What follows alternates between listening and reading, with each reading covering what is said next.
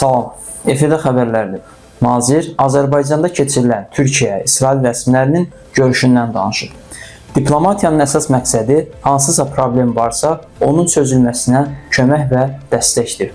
Azərbaycan Yəhudi mediası xəbər verir ki, bunun jurnalistlərə açıqlamasında Azərbaycanın Xarici İşlər Naziri Ceyhun Bayramov Azərbaycanın vasitəçiliyi ilə Türkiyə və İsrail danışıqları ilə bağlı suala cavabında deyib.